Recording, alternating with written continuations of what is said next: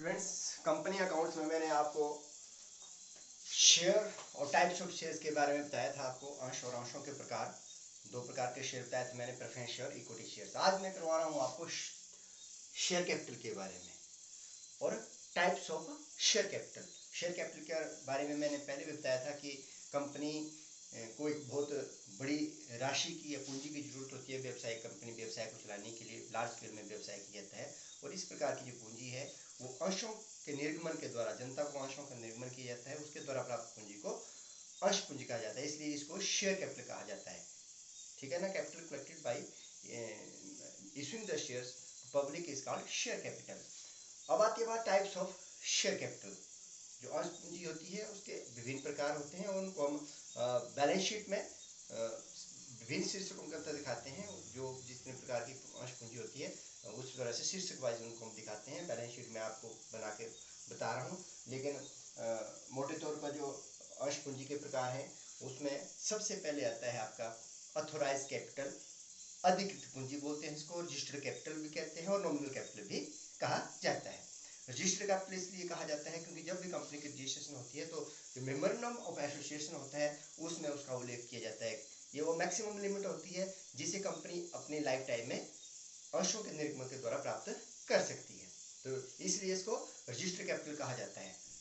Authorise capital का मतलब है कि कंपनी के पास उतनी अथॉरिटी है, ये उतना अधिकार मिला है कंपनी अंशों के द्वारा उतनी राशि, जैसे 10 लाख के ऑथोराइज कैपिटल, तो 10 लाख से ज़्यादा वो शेयर जारी नहीं करती है, अंशों से पूंजी प्राप्त जारी करके पूंजी प्राप्त नहीं कर सकती है, इसलिए उसको ऑथोराइज कैपिटल। नॉमिनल कैपिटल इसलिए कहा जाता है, नामात्र पूंजी, कि अगर 10 लाख के आपके ऑथोराइज कैपिटल है तो आप उसे कम ये अंश जारी करके भी उसको प्राप्त करते हैं, ये मैक्सिमम लिमिट होती है, इसलिए इसको ऑथोराइज कैपिटल कहा जाता है।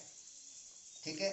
Under section 2 sub section 8 of company act जो 2013 है उसमें बताया गया है कि company authorise capital is of a company is the maximum amount of share capital which a company is authorised to raise throughout its life. अपने जीवन में जो है वो अंशों के निर्गमन के द्वारा प्राप्त कर सकती है, मैक्सिमम लिमिट होती है। और इसका हवाला मैंने जैसे कि बताया कि आपको मेमोरेंडम ऑफ एसोसिएशन में किया होता है। उसके पश्चात आती है इशूड कैपिटल। मैं यहाँ पे बैलेंस शीट में इसका इफेक्ट करता हूँ। जब अभी तक आपने जब बैलेंस शीट बनाई थी तो वो हॉरिजॉन्टल टाइप से बनाई थी, ठीक है। अब जब भी बैलेंस शीट बनाई जाएगी तो आपकी वर्टिकल, कंप्यूटराइज जिसको कहते हैं, वर्टिकल ऊपर से नीचे को बैलेंस शीट बनेगी। और बैलेंस शीट में एसेट लायबिलिटी के रूप में दिखाते थे आप, राइट साइड में एसेट होती है, लेफ्ट साइड में लायबिलिटी होती है, लेकिन यहाँ पे ऊपर वर्टिकल, सबसे पहले ऊपर जो पर्टिकुलर का खाना बनेगा जिसमें एसेट और लायबिलिटी एक खाने में दिखाई जाएगी ऊपर से नीचे को। राशि के लिए दो खाने बनते हैं, फिगर्स ऑफ प्रीवियस ईयर और figures of current year. Figures of current year के साथ प्रीवियस ईयर की फिगर देने का मतलब ये है कि हम उनका तुलनात्मक अध्ययन कर सकें, कंपैरेटिव स्टडी कर सकें कि पिछले वर्ष की तुलना में कितनी वृद्धि या कमी हुई उन एसेट्स और लायबिलिटीज में। और तो सबसे पहले हमारे पास जो हेडवाइज इसको हम बनाते हैं, शीर्षक वाइज बनाते हैं, इक्विटी एंड लायबिलिटीज, अर्थात जो लायबिलिटी साइड होती है उसको पहले दिखाया जाता है। इक्विटी या लायबिलिटी साइड में इक्विटी एंड लायबिलिटीज। तो इक्विटी में आपको पता है शेयर होल्डर्स फंड आते हैं, जो अंशधारियों का पैसा होता है, पूंजी होती है या उनके फंड्स होते हैं, जो अंशधारियों के कोष होते हैं, उसमें शेयर कैपिटल और रिजर्व और सरप्लस आता है। इसी तरह से money received against share warrants, ये 3 प्रकार से आता है। तो सबसे पहले हम शेयर कैपिटल, जो मैं आपको बता रहा हूँ टाइप्स ऑफ शेयर कैपिटल, उसको हम बैलेंस शीट में दिखाते हैं। बैलेंस शीट में शेयर कैपिटल में सबसे पहले ऑथोराइज कैपिटल, और 2 तरह के शेयर जारी करते हैं, इक्विटी शेयर और प्रेफरेंस शेयर आपको बताया। तो कितने इक्विटी शेयर जारी करेगी कंपनी अपने लाइफ टाइम में और कितने प्रेफरेंस शेयर जारी करेगी उसका उल्लेख जो है, जो मेमोरेंडम ऑफ एसोसिएशन में किया गया है, वो यहाँ पे किया। जैसे कंपनी की जो ऑथोराइज कैपिटल है वो 1 lakh equity share at the rate of ₹10, अर्थात 10 लाख जो इक्विटी शेयर जारी कर सकती है, and 50,000 preference share at the rate of ₹10, तो 5 लाख के प्रेफरेंस शेयर जारी कर सकती है। तो टोटल जो ऑथोराइज कैपिटल हुई वो 15 लाख हुई। तो कहने का मतलब जो ऑथोराइज कैपिटल पहला शीर्षक है उसको दिखाएंगे। उसके बाद सेकंड टाइप ऑफ जो कैपिटल होती है that is issued capital. Issued capital, ठीक है ना। तो इशूड कैपिटल को हम कैसे डिफाइन करेंगे? It is defined as the nominal amount of that part of the authorized shares capital which is proposed to be collected from the public by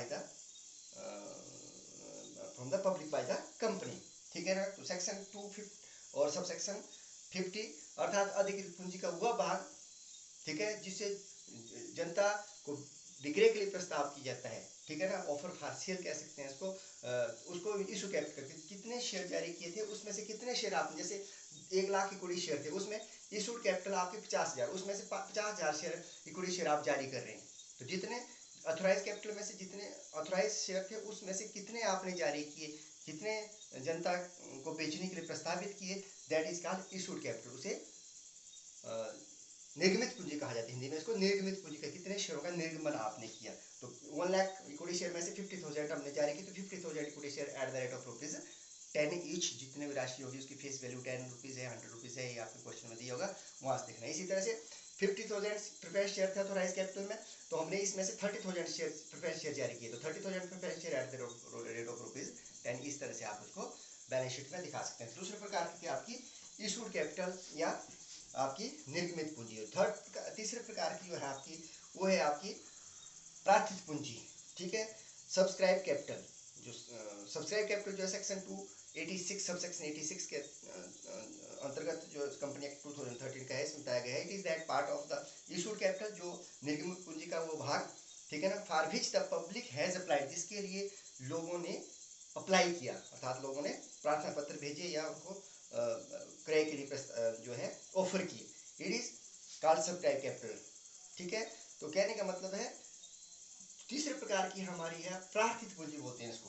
पहले तो मैंने बताया कि आपको इतने लाख या इतने हजार शेयर आप जारी कर सकते हैं, इतने लाख रुपए के शेयर जारी, इतने करोड़ रुपए के शेयर जारी करते हैं, वो भी ऑथराइज कैपिटल। उसमें से कितने के जारी किए आपने, वो होगी आपकी इशूड कैपिटल, ठीक है ना। अब कंपनी ने सपोज करो 50,000 इक्विटी शेयर जारी किए, तो 50,000 इक्विटी शेयर में लोगों ने कितनी एप्लीकेशन भेजी, अर्थात लोगों ने कितने शेयरों के लिए डिमांड की, एक तरह से हम कह सकते हैं, जितने शेयरों के लोगों के लिए लोगों की एप्लीकेशंस आई, पब्लिक की एप्लीकेशन आई, that is called subscribe capital, प्रार्थित, प्रार्थना को जिन्होंने प्रार्थना पत्र भेजे, प्रार्थित पूंजी कहते हैं इसको, ठीक है।